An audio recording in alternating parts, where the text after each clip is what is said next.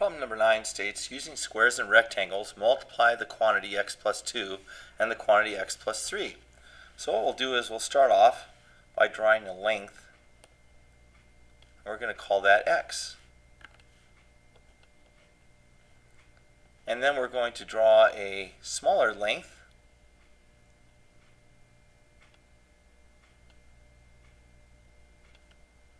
And draw another one that's about the same. And each of those are going to have a dimension of 1. So this particular side right here is x plus 2. Now what we're going to do is draw another side.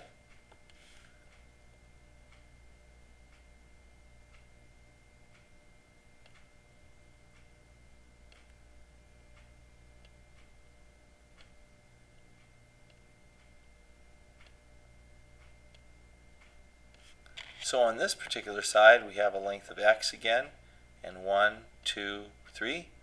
So this whole side right here is x plus 3. Now all we're going to do is we're going to complete that rectangle.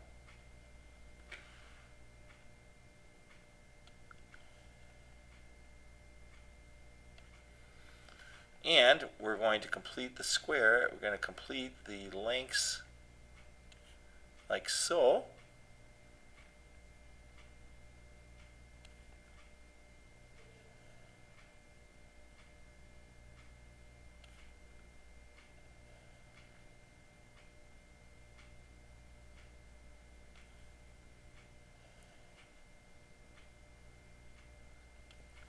Now looking at these, we notice the smaller areas within here. Now remember, an area of a rectangle or square is the side times the side. So if I look at this large square, this is x and x. So this area, smaller area, is x squared. So the red region is x squared. All right. Now each of the rectangles has a length of x and a width of 1, and 1 times x is x. So each of these has an area of x. And you notice there, we'll make these green. We have 1. Whoops, let's try that again. I think I have a open side is my problem. Let's see here. Let's see if we can fix that. Alright, let's try that again. So going to the green, there's 1, 2, 3, 4, 5. So we have 5 x's. So far what we have an x squared, and we have 5 areas of x. And then each of the small squares, those look rectangular, but they are actually squares. Each of those has an area of 1. You can barely see the ones that are there, and we'll make those light blue.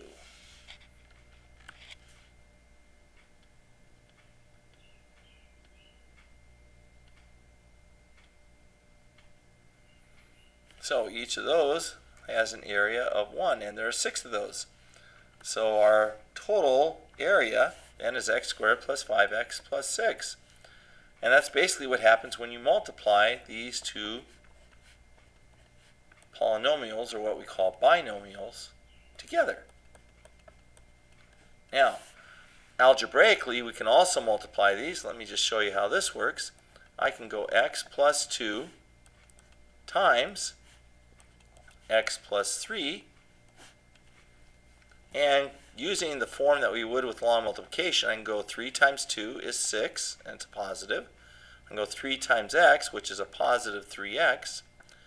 Going over to the first term in the bottom position, I now can multiply x times 2, which gives me 2x. Notice that I move one column over and put the like terms directly underneath each other. And then I have x times x, which gives me x squared.